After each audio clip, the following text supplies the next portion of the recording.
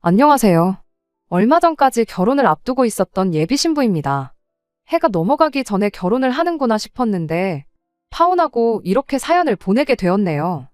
제가 원래는 다니고 있는 회사 가까운 곳에서 자취를 하고 있었습니다. 그런데 결혼 준비를 한참 시작하면서 결혼 자금이 다 모다 해서 방을 빼야 하는 상황이 되었어요. 계약이 끝날 때쯤 해서 결혼식도 올리려고 했는데 저희 부모님한테 개인적인 사정이 생겨서 결혼식 날짜를 몇 달 미루게 되었어요. 그러면서 남은 계약 기간이 애매하게 붕 떠버리게 되었습니다. 집주인분께 딱 2달만 연장해주면 안 되겠냐고 물어봤지만 이사 처리 애매해서 안 된다고 보기 좋게 거절당했지요. 6개월은 연장해줄 테니 생각해보라고 역제안을 해오셨지만 아무래도 아닌 건 아니었어요. 부모님 집에 제가 쓰던 방이 그대로 있어서 크게 상관은 없지만 그렇게 되면 제가 출퇴근하기 너무 불편해지는 상황이 돼버리는 관계로 일단 뒤는 생각 안 하고 덜컥 집부터 구하게 되었어요. 신혼집을 구하는 과정에서 남자친구가 집이 구해지면 그냥 자기도 같이 들어가 살면 안 되냐고 물어왔습니다. 어차피 결혼식 날짜를 대충이나마 잡아놨는데 결혼한 거나 마찬가지 아니겠냐면서요. 사람 일 한 치 앞도 모르는 거라 파혼을 미리 예상하고 거절한 건 아니지만 괜히 남들 보는 눈도 있고 그냥 개인적으로 신혼생활은 결혼식 올리고 시작하는 게 더 좋겠다 싶어서 좋게 잘 설명하고 그냥 혼자서 지내기로 했죠. 그래서 남자친구는 그냥 회사 기숙사에 계속 머물게 되었어요. 저와는 다르게 기숙사다 보니 아무 때고 편할 때 나올 수 있어서 크게 문제되는 것도 없었고요. 파혼을 예상했다면 집부터 구할 일도 없었을 겁니다. 애초에 집을 구하라고 하셨던 건 저희 부모님이 먼저 제게 제안해 주셨기 때문에 가능한 일이었어요. 제가 직장 생활을 암만 오래 했다고 한들 아파트 하나 덜컥 살 만큼 모아놓은 상황은 아니었으니까요. 부모님께서 모자란 돈을 어느 정도 지원해 주신 덕분에 경기도 신도시 쪽에 20평대 아파트를 제 명의로 먼저 매매를 하게 되었습니다. 집을 제가 구한 이유가 따로 있는 건 아니에요. 애초에 결혼 준비하면서 모아놓은 돈이 남자친구에 비해 제가 훨씬 많았다 뿐이고 그리고 부모님이 도와주신 부분도 한몫했지요. 제가 집까지 해오면서 남자친구하고 결혼하고 싶어서 그랬던 것도 아니고요. 결혼이 혹시나 어그러지더라도 집은 남잖아요. 괜히 네 돈 얼마, 내 돈 얼마 해서 나중에 문제 생기는 것보다 한 사람 돈으로 하는 게 더 낫다고도 생각했습니다. 제가 모아놓은 돈이 남자친구에 비해 많다고 해서 제 직장이 남자친구 회사보다 좋은 곳이냐 물어보신다면 또 그런 것만도 아니에요. 동종업계랑 비교하면 월급이 많이 짠 편이거든요. 실제로 남자친구와 저의 벌이를 비교해보면 제가 훨씬 덜 벌기도 하고요. 다만 웬만해선 잘릴 일도 없이 안정적인 데다가 제가 처음 사회생활을 시작한 직장이다 보니 나름 애착도 있고 일이 익숙하고 편한 이유 때문에 아직도 다니고 있을 뿐입니다. 벌써 10년 차가 다 되어가는데도 처음 일 시작했을 때랑 비교해보면 아직도 같은 앞자리수 월급을 받고 있어요. 그에 비해서 남자친구는 이름 들으면 아실 분들은 다들 아실 법한 그런 회사 다니고 있습니다. 모아놓은 돈이 저보다 적은 이유는 취직한 지 아직 얼마 되지 않았기 때문이고요. 지금 당장 연봉만 두고 보면 제가 버는 만큼의 2배 가까이 받고 있어요. 연말에 터지는 상여금 생각하면 저보다 2배 넘게 번다고 봐도 무방하고요. 그래서 당장 제가 돈 얼마 더 모았고 부모님 도움받아 집을 해간다고 한들 길게 보면 결국 남자친구가 가장 역할을 하게 될 텐데 당장 돈 얼마 더 해가는 게 큰 문제가 된다고 생각하지 않았어요. 결혼이 앞으로 둘이서 잘 살자고 하는 거지 내가 잘났네, 네가 잘났네 서로 재면서 경쟁하려고 하는 것 아니잖아요. 그래도 신혼집에 들어갈 살림살이들은 남자친구 돈으로 하기로 했어요. 당장 주머니 사정상 중고차를 뽑아야 할 테지만 차도 남자친구 돈으로 하기로 했고요. 정말 이제 결혼식만 올리면 다 끝났다고 봐도 무방한 상황인데 정작 저희들은 아무 신경도 안 쓰는데 난데없이 남자친구 집 그러니까 제 시어머니가 되실 뻔했던 분이 난데없이 자격지심이 폭발해서는 결국 문제를 일으키네요. 남자친구가 지금은 잘 나가는 편이지만 예전에는 집안 형편이 그렇게 좋은 편이 아니었다고 합니다. 게다가 남자친구 아버지 되시는 분이 거액의 도박비까지 만들고선 가족들 버리고 야반도주를 했다고 해요. 공부에만 집중해도 모자랄 판인데 남자친구는 남들 학원 다니면서 부모님 도움으로 편하게 공부할 때 자기는 아르바이트를 했어야 했답니다. 졸업하고 바로 대학교를 갈 수 있었던 것도 아니었대요. 가족들 생활비를 어느 정도 보탰어야 했다 보니 자기가 군대 가고 학교 공부할 동안 어머님과 동생들이 지낼 방세 몇 년치와 학교 등록금을 어느 정도 미리 벌어놓고 그리고 나서 삼수를 해서 대학교에 들어가게 되었던 겁니다. 취직할 때도 처음부터 돈 많이 주는 회사 아니면 들어갈 생각도 없었답니다. 안 그래도 남들보다 졸업이 늦었는데 취직 준비로 또 2년 가까이 시간을 쏟아야 했다 보니 안 그래도 늦은 취직이 더 늦게 된 것이고 그래서 모아놓은 돈도 부족했던 거예요. 저는 다른 것보다 모든 목표를 이뤄낸 행동력과 끝까지 가족들을 책임지는 책임감을 높이 사고 이 사람과 결혼을 결정했던 거예요. 아무튼 말 그대로 남자친구는 그동안 자라오면서 집에 퍼주면 퍼줬지 땡전 한 푼 받은 거 없이 자라왔어요. 하지만 저랑 결혼하게 되면서 자기도 이제 자기의 가정이 생기는 것이니만큼 더 이상 가족들을 신경 쓰고 싶지 않다고 앞으로 자기 행복만 찾으며 살고 싶다고 말해왔습니다. 딱 자식으로서의 도리만 하고 살고 싶다고 했죠. 저는 저희 부모님하고 사이도 좋고 집 할 때 큰돈 턱턱 내어주실 정도로 도움도 평소에 많이 주셨거든요. 제가 그 돈을 모을 수 있었던 것 또한 제가 회사 근처에 혼자 살면서도 부모님께서 돈 모으라고 월세도 여태껏 도움을 주셨었기 때문이에요. 그러니 남자친구가 부모님하고 사이가 안 좋은 걸 보면 안타까웠습니다. 그렇지만 제가 어떻게 할 수 있는 게 아니잖아요. 부부싸움은 칼로 물베기라는데 가족 싸움은 오죽하겠나요? 그래서 제가 나서서 남자친구와 예비시댁을 다시 화목하게 만들어줄 생각은 추호도 한 적 없습니다. 그냥 남자친구가 하자는 대로 따르기로 했어요. 결혼 후에도 말입니다. 그래도 가족이다 보니 결혼 이야기가 오고 가기 시작한 뒤에는 양가 부모님께 서로를 인사드리는 자리도 있었고 양가 상견례도 마친 상황이었습니다. 그나마 다행인 건 남자친구 본가가 가까운 곳이 아니라 부산이라는 사실이었습니다. 차라리 거리가 그렇게 멀어버리면 정말 명절 같은 날 아니면 같이 부대끼며 지낼 일도 없잖아요? 그러니 차라리 몇 번 볼 일 없게 서로 거리가 먼 게 천만다행이라고 생각했지요. 이따금씩 예비 시어머니는 저한테 카톡을 한두 개씩 보내기 시작했어요. 결혼 준비 잘 돼가냐, 잘 지내냐 하는 간단한 안부 연락들 같은걸요. 저 또한 묻는 말에는 전부 다 답장을 드렸고 저도 가끔씩 생각날 때마다 잘 지내시냐 먼저 안부 인사 정도만 묻고 그러고 있었습니다. 그러던 어느 날이었어요. 월요일이 빨간 날로 연휴라서 3일을 내리 쉬게 된 날이었습니다. 남자친구는 어쩌다 보니 연휴인데도 회사에 급한 일이 생겨 주말 출근을 해야 했고 덕분에 3일 연휴에 어디 가지도 못하고 집에 남아있어야 했어요. 그래서 그냥 게으름 피우면서 씻지도 않고 침대에서 민기적거리고 있었습니다. 오전 11시쯤이 되어서 남자친구한테 전화가 왔어요. 원래 회사에서는 일한다고 전화도 잘 안 하는 스타일인데 웬일인가 싶었습니다. 전화를 받으니 남자친구는 다급한 목소리로 자기 어머니한테 전화가 오면 절대로 받지 말라고 회사라서 자세한 사정은 나중에 말해줄 테니까 절대 받지 말라고 말하고 곧바로 끊어버리더라고요. 무슨 일로 전화까지 해서 저러나 싶어서 생각에 잠기던 찰나에 곧장 핸드폰이 울려서 너무 깜짝 놀라 숨이 넘어갈 뻔했네요. 전화기를 보니 남자친구 어머니에게서 걸려온 전화였습니다. 남자친구가 시킨 대로 전화를 안 받았어요. 전화가 자동으로 끊어질 때까지 계속 울리더라고요. 전화가 끊어지기가 무섭게 쉬지 않고 전화가 계속해서 걸려오는 겁니다. 남자친구에게 받지 말라는 경고를 받았지만 10분이 넘도록 계속해서 전화를 걸고 있는데 그걸 또 일부러 안 받을 수가 없더라고요. 다른 사람도 아니고 어쨌든 예비 시어머니의 전화였으니 말입니다. 그래서 결국 씻고 있었다는 궁색한 변명을 하고 전화를 받을 수밖에 없었습니다. 그런데 제 변명이 통한 건지 어쨌든 전화를 못 받을 수도 있는 거 아니겠냐고 상황을 이해해 주더군요. 무슨 일로 전화를 하셨는지 물어봤더니 제 아파트 동호수가 뭔지 물어보시는 거예요. 그때부터 약간 느낌이 싶었습니다. 동호수는 왜 필요하시냐 물어봤는데 어머님이 부산에서 서울에 올 일이 있어서 우리 딸이랑 같이 올라왔는데 올라온 김에 우리 아들 집 좀 구경해보고 싶다고 오셨다는 거예요.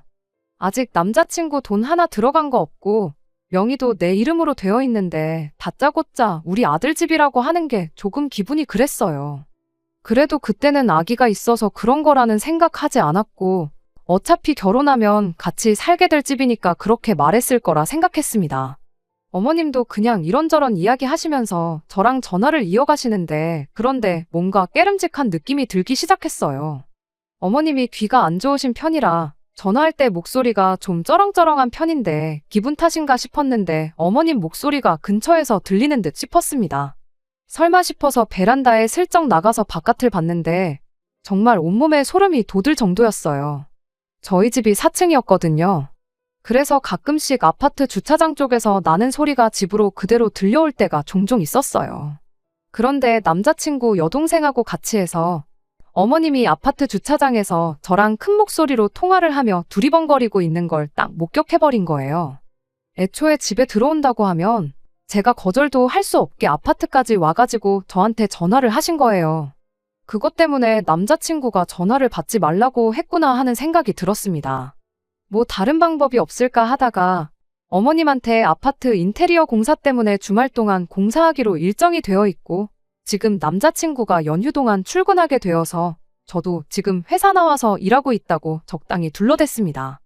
어머님은 제가 어머님이 아파트 단지 안까지 들어와 있다는 걸 알고 있는지 모르는 상황이었으니 그냥 집만 슬쩍 보고 간다고 몇 동 몇 호인지 알려달라는 걸 제가 집 정리 끝나고 하면 정식으로 초대할게요 하면서 얼버무리면서 상황을 무마해서 넘겼어요. 베란다에서 숨죽여서 지켜보고 있는데 어머님은 계속 돌아다니면서 아파트 단지 이곳저곳을 왔다 갔다 하시더라고요. 인테리어 공사 중이라고 말했으니 공사하고 있는 곳을 찾으시려 했던 것 같습니다. 그러다가 이내 포기하고 아파트 단지 밖으로 나가는 모습까지 목격하고 나서야 저도 한숨 돌릴 수 있었습니다. 그런데 또 한편으로는 어머님이 어디 숨어서 지켜보고 있지 않을까 싶은 생각에 저녁 바깥이 깜깜해질 때까지 겁이 나서 밖에도 못 나가고 있었어요. 남자친구한테 어머님이 내 집은 어떻게 알고 찾아오셨을까 물어봤어요. 혹시 내 집이 어디인지 말해줬냐고요. 남자친구가 자기가 가족들하고 그런 대화 주고받을 만큼 친해 보였냐고 그럴 리 없지 않냐고 하는 겁니다. 어떻게 알아냈을까 곰곰이 생각을 해보다가 또 소름이 돋았습니다. 생각해보니 제가 집 계약 마무리하고 끝전을 치르고 드디어 내 집이 생겼다는 기쁨에 제 카톡 프로필 사진을 아파트 사진을 찍어서 바꿔놓았던 적이 있거든요. 거기에 붙어있는 아파트 이름을 보고 아파트가 어디인지 찾아봤던 거예요. 정말 그것 말고는 어떻게 알아낼 방법이 없었던 상황이고 아파트 단지까지는 들어왔는데 동호수를 물어보셨던 걸로 봐서 제가 사는 곳까지는 찾아왔지만 상세한 주소를 알지 못해 결국 포기하고 돌아가셨던 거죠. 남자친구한테 그런데 어머님이 부산에서 여기까지 진짜 왜 찾아오셨을까? 서울에 볼 일이 있다고는 했지만 제가 사는 지역이 경기도권에서도 신도시 인근에 있는 구도심이라서 솔직히 여기까지 오려면 지하철 타고 최대한 근처까지 진입해서 버스 타고 가는 것 말고는 따로 방법이 없는 곳이나 마찬가지거든요. 그런데 그 일이 있던 뒤로 바로 다음 주 일이었어요. 제가 실수를 해버리고 만 것이죠. 남자친구 앞으로 급한 등기가 본가로 잘못 배달되었다고 남자친구 여동생이 저한테 다시 보내주겠다고 주소를 알려달라고 했어요. 급한 서류인 것 같았고 남자친구가 연락이 안 되는 상황에서 기숙사로 보냈다 분실 우려도 있고 해서 제가 대신 받기로 했던 거예요.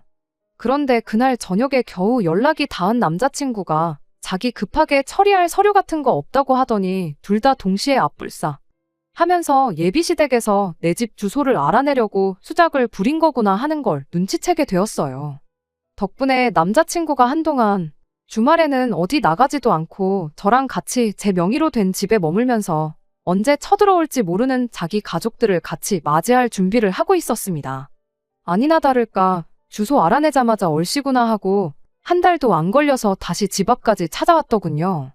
이번에도 연락은 당연히 없었습니다. 다행히 남자친구가 같이 있어준 덕분에 걱정이 되거나 하지는 않았어요.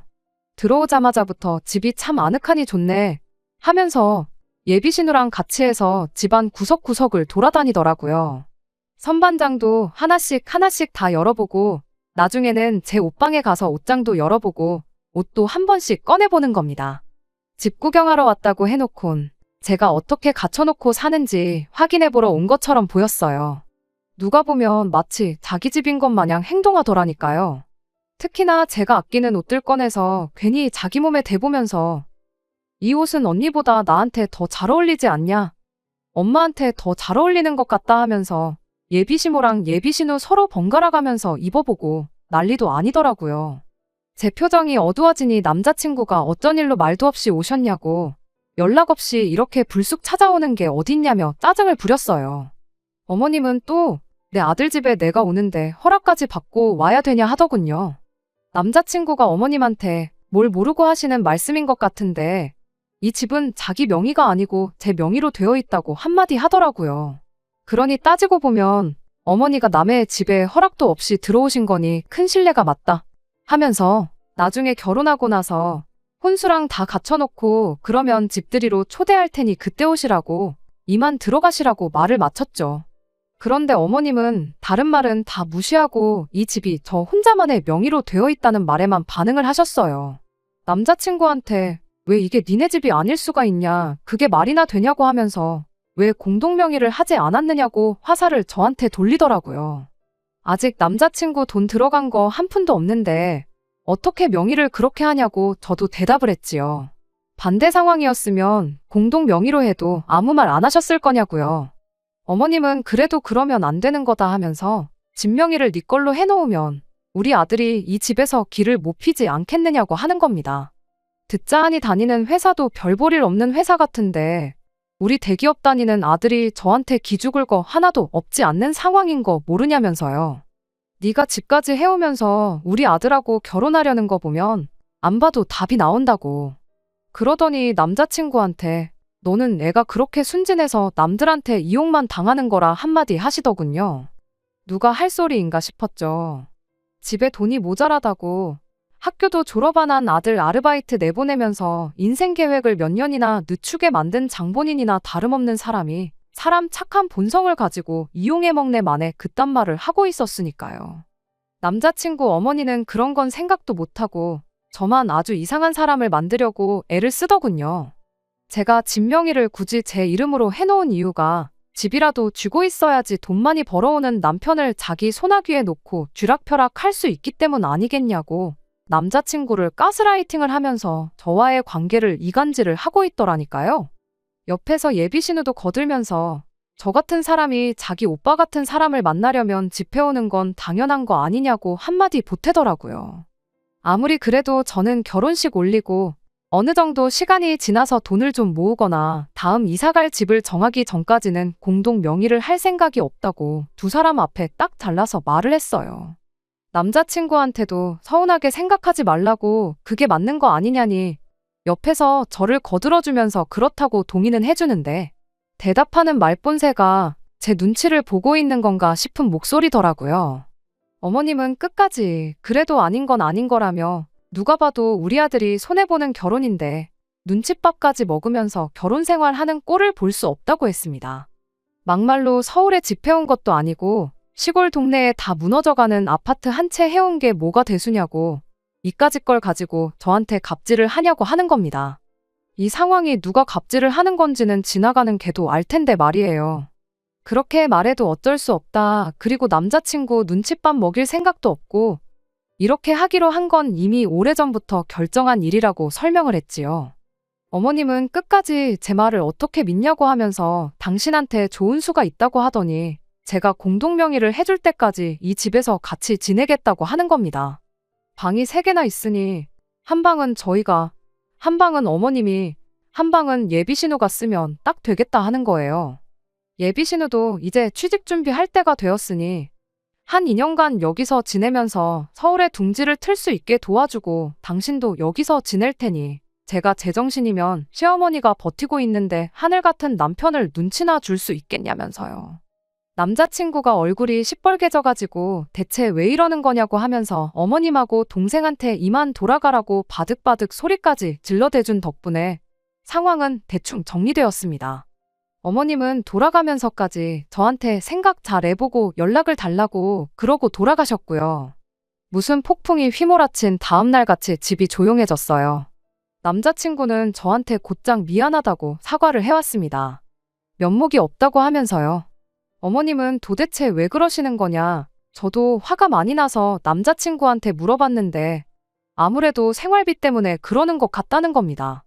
결혼하면 가족들 더 이상 신경 안 쓰고 살고 싶다고 했던 게 저는 그냥 그때까지 집에 돈을 보내줘도 그냥 용돈하라고 돈 얼마 보내주는 게 전부라고 생각했었어요.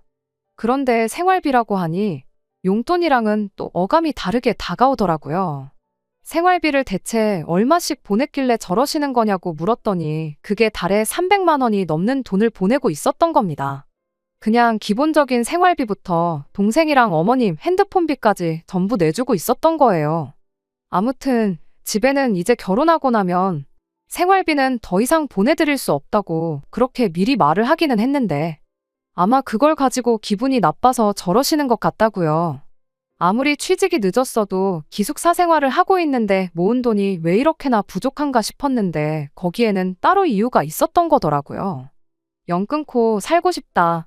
자식된 도리만 하고 싶다 말로만 그러면서 뒤로는 온갖 효자 노릇은 다 하고 있었던 겁니다. 그 와중에 남자친구는 우리 어머니 저러는 고집을 꺾으려면 아무래도 우리가 결혼하더라도 생활비는 계속 보내드려야겠다는 소리를 하는 거예요. 여태까지 제 편 들어주고 가족들하고는 소원한 척 하더니 이제서야 진짜 본심이 나오더라고요. 아마 제가 실수로 주소를 알려주는 일이 없었더라도 어떤 방법으로든 어머님하고 예비 신우는 저희 집에 쳐들어왔었을 거예요.